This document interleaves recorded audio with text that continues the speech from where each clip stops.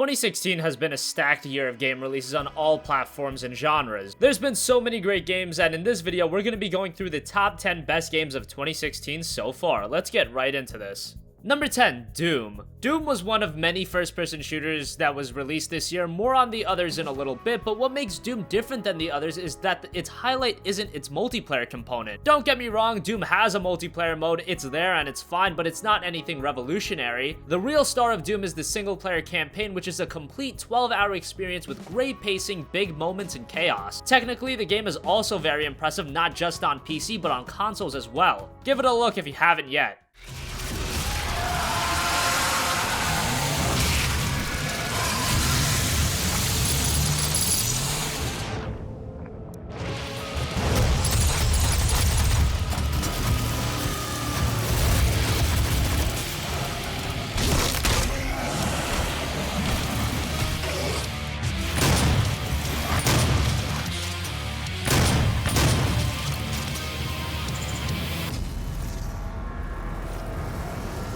Demonic threat reduced by 25%.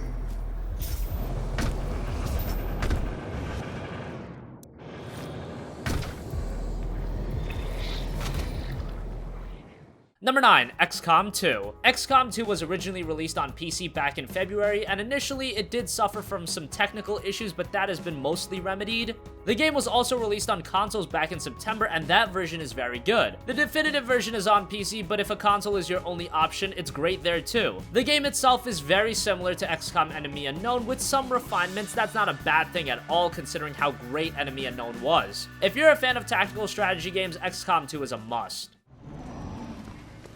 I've got eyes on outbound troops. Remember stats.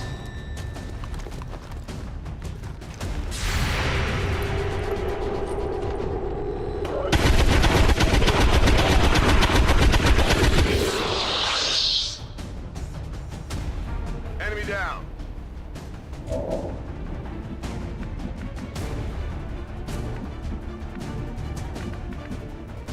Hidden out.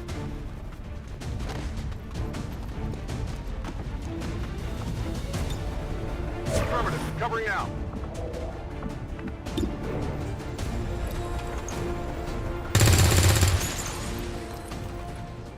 Number 8, Ratchet and Clank. Ratchet and Clank has been one of the most prominent franchises on PlayStation going back to the PlayStation 2, but before this year, we hadn't seen a traditional game in a while. And while this Ratchet and Clank game isn't a brand new entry, rather it's a reboot of the very first game, but this isn't just a standard HD remastering as you probably noticed. Ratchet and Clank was built ground up for the PlayStation 4, and visually it looks outstanding. From a gameplay standpoint, it's as great as ever. The exceptional platforming, outlandish weapons, it's all here. Whether you've been a fan of the franchise for the last decade and a half or you've never played it, Ratchet and Clank is well worth your time.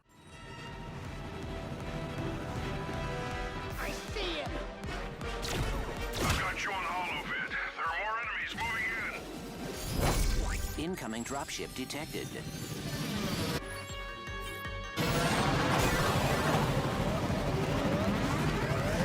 Four bots. I'm down in the shelter. Ratchet, this place is a mess. Disassembled weapons and engine parts everywhere. Didn't you tell me you were going to clean it up last week?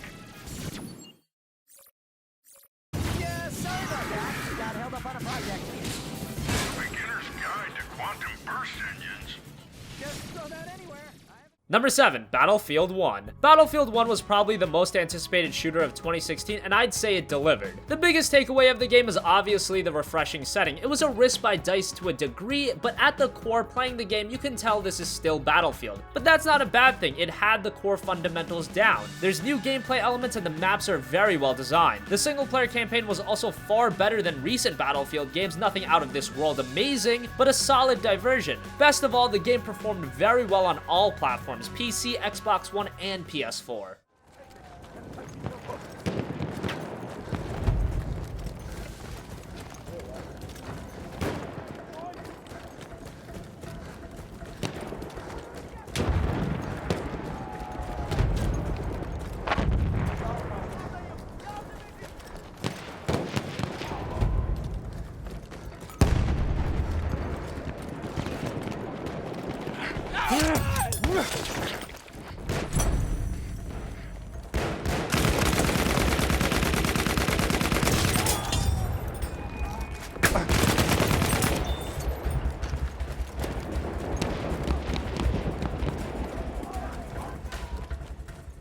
Number 6, Forza Horizon 3. Forza has become one of the staple franchises for Microsoft. Some would argue it's gotten stale, but considering you have the Motorsport and Horizon games, which are starkly different experiences, it works. This year's game was Forza Horizon 3, and it built upon everything that the second game did. This game was far bigger than the previous game, about twice in size, and the open world of Australia is a blast to explore. It's got a ton of content, and it'll keep you busy for a while. The PC version wasn't the best, but at this point, it's at least playable, and the Xbox One version is fantastic.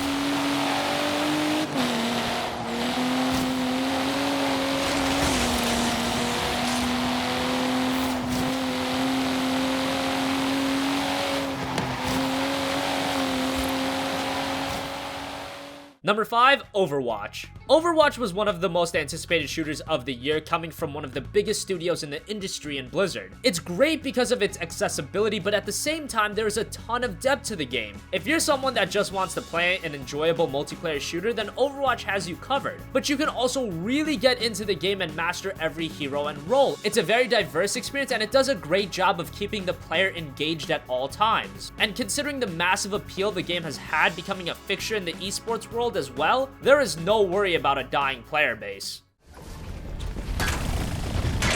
Hi, Marcy. Great. Enemy turret ahead!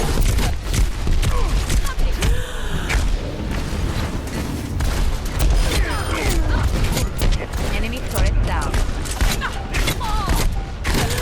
The objective is Number 4, Titanfall 2. Titanfall 2 was the one multiplayer first-person shooter that really went under the radar this year. That was to be expected given it was released around the same time as the behemoths in Call of Duty and Battlefield. However, many would argue that this was the best first-person shooter of the year. The first Titanfall game had its issues, and Respawn went back and corrected nearly all of those and made Titanfall 2 a much more complete experience. Now we have a single-player campaign, a much deeper multiplayer, and overall you have a game that's well worth $60, if not more than that. The only downside about Titanfall 2 is the question of whether or not the community will last. We hope it does, and it looks like Respawn will be continuing to do a great job in updating the game and providing DLC content.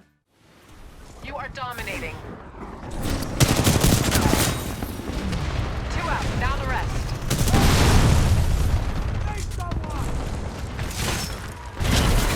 Sector A is clear of remnant fleet forces.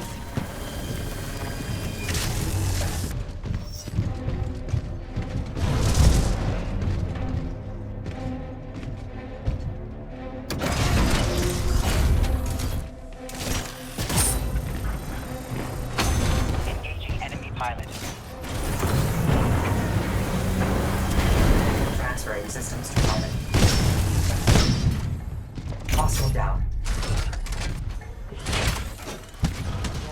Number 3, Inside. Playdead was responsible for one of the best indie games of all time in Limbo, and this year they finally released their second project, Inside. The game first arrived to Xbox One, but at this point it's also on PC and PlayStation 4. Inside, like Limbo, is a very dark puzzle platformer, and it'll make the player really think. Mechanically, it's very well designed, but Inside is a game that has a far bigger picture than just mechanics. Saying it's better than Limbo is very plausible, and if you enjoyed that game, Inside is a must-play.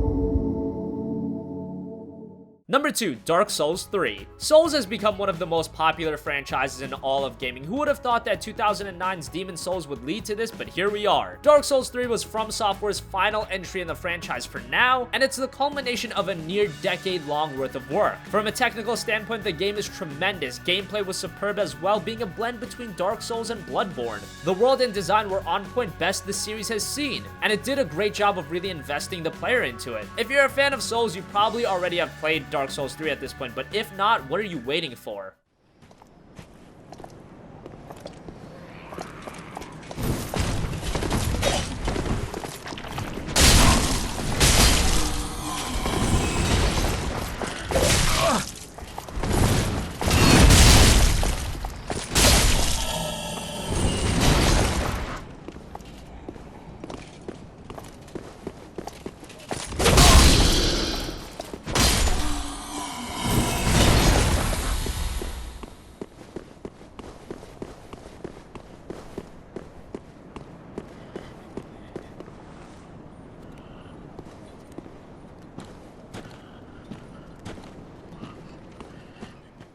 Before we get to number 1, let's go over some honorable mentions. Deus Ex Mankind Divided, Tyranny, Stardew Valley, and Dishonored 2. Finally, number 1, Uncharted 4: A Thief's End. Naughty Dog is arguably the top development studio in the world. Their track record is truly remarkable, from Jak and Daxter, Uncharted, The Last of Us, some of the best games of all time. This year, they closed the story on Nathan Drake and Uncharted 4: A Thief's End. Not only one of the best games of 2016 so far, but the best the PlayStation 4 has offered thus far. It pushed the console to its technical limits. It's one of the best looking games you'll come across. It also rose the bar for Uncharted, which, considering how good the previous 3 games were, namely 2 and 3, that's amazing. Superb pacing, an emotional and gripping story, excellent and refined gameplay, and one of the best endings to a game series I've ever seen. And then there's also the multiplayer, which is a very nice addition to the overall package. Uncharted 4 is a system seller for the PlayStation 4. Now we want to see what Naughty Dog has planned next.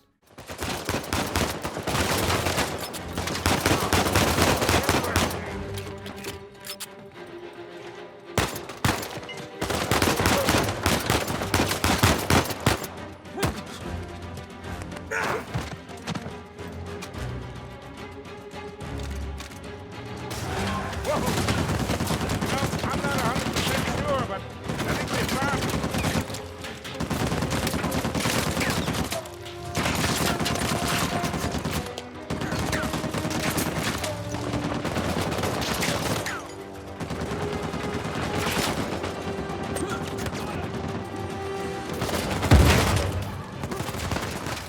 So that wraps up our countdown of the top 10 best games of 2016 so far. What do you think? What games have been your favorite this year? Comment your thoughts down below. Thank you for watching, and goodbye.